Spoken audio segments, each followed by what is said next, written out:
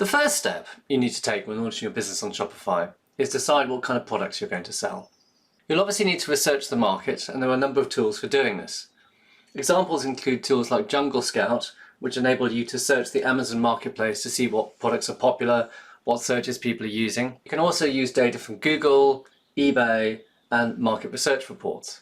There are a number of different product types to consider when launching your business.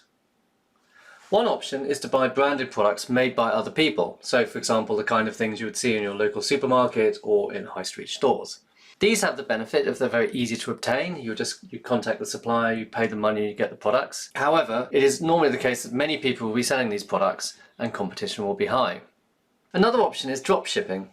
This is where you do not buy any stock, but you resell the catalogue of a supplier. So you would list the products, you would get your sales, you would take the order information, give that to your supplier, and they will deliver those products directly to the customer.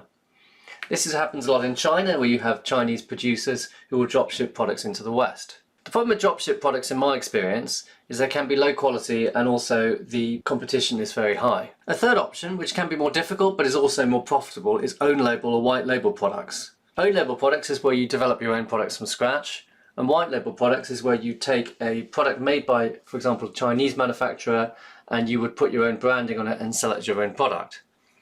White labeling is a very successful strategy which has been used by many retailers for years. So for example, supermarkets own label products. These could also be called white label products.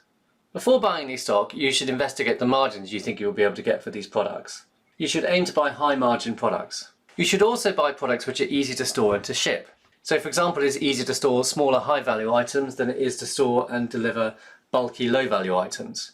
You should also try and avoid items which are fragile. So for example, things which are difficult to store and ship would be furniture, also things that are breakable like light bulbs, whereas products, for example, like small homeware items or toys are quite small and can be stored and shipped easily. If you're looking to get your own white label products manufactured, then a good place to start is sites like Alibaba. Taking a quick look at Alibaba, I've just done a search for potty here, and you can see various ranges for potties available. You'll also see a price range and also a minimum order value here, MOQ, minimum order quantity. It's best to get samples from suppliers, look at the quality, and then negotiate a price. These are obviously if you're looking to get white label products made, so you would buy these products and you would ask the manufacturer to brand them using your branding. If you're looking to purchase branded products, then it's a case of finding the products which you think that there's an opportunity for and then contacting the manufacturer or the distributor directly and coming to a deal. Once you've decided the kind of products you are going to sell, then you'll need a brand for your business. This brand can be used on your Shopify site, but it will also appear on any kind of packaging materials you have, and if you're selling on third-party sites like eBay and Amazon, it would appear there as well. So you need a logo which you can use in a number of different places. You'll also need a name for your business. You should choose a name which is easy to remember, easy to spell, and different from other people. So for example, if you choose a very generic name, like for example, The Soap Shack or The Soap Shop, you'll probably have lots of people called something similar, and it would be difficult for your business to stand out. You'll need a logo and also, more broadly speaking, branding for your product, which is like the color scheme, any kind of strap lines you have. And you'll also need a URL. You should choose a URL which is easy to remember and easy to spell. You should probably get .com and also whatever country you're in. Try out your name and your URL on a number of friends to see whether it's something which they can remember and something they approve of. A good place to get branding work done is sites like Upwork and Fiverr. You can get logos done very cheaply, normally to a high quality. So just taking a quick look on the site Fiverr here, I've done a search for logo designs, and here we have an example here. I will do modern minimalist business logo designs starting at £40. So as you can see, you can get logos done for a very reasonable price online. So moving on to setting up your Shopify site, obviously you will need a Shopify account, but there are a number of key areas you need to set up your store. One is your product data. You'll need to upload your products into Shopify.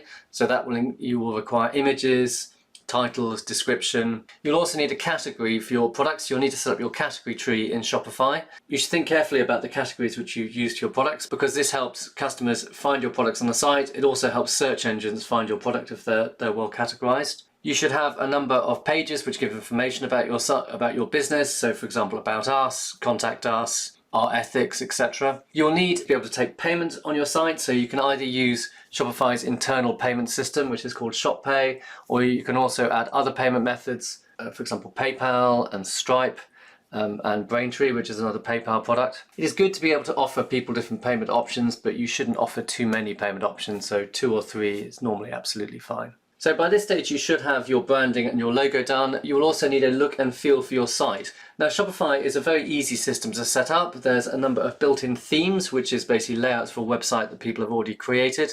And you can either use a theme which is provided by Shopify, or there's a theme marketplace with lots of free or very cheap themes that you can use. You install the theme on your store and you can move around elements, tweak it, changing the color, adding your logo, etc. You can also, change the content. If you have very specific requirements for your theme, you can actually delve into the HTML and make your own changes. So here's an example, a site. It's a coffee manufacturer. I'll just show you the content areas you would need to plan before you start your site. So starting from the left, they have a number of information pages. They're about us and also information about their business. So here they've added content about their business. In the shop, they have their products divided into a number of categories. These categories are created using something called collections in Shopify. And you would need to create these collections and then add products into them. So if we click on brewing equipment, they have a number of different products here. So if we click into each product needs to have product data, so it has images, a title and content. Finally, you need to decide the payment options for your site. So if we add a product to a bag, these guys accept ShopPay, PayPal and GPay. So once you have your website up, so you've uploaded your product data, you've customized your theme, you've set up your payments, your website should be ready to go, and you need to start thinking about how to promote your business. This is slightly outside the scope of this course because all these topics are very, very big topics, but some of the things you need to look at are search engine optimization. This is where you aim to get free or natural traffic from Google.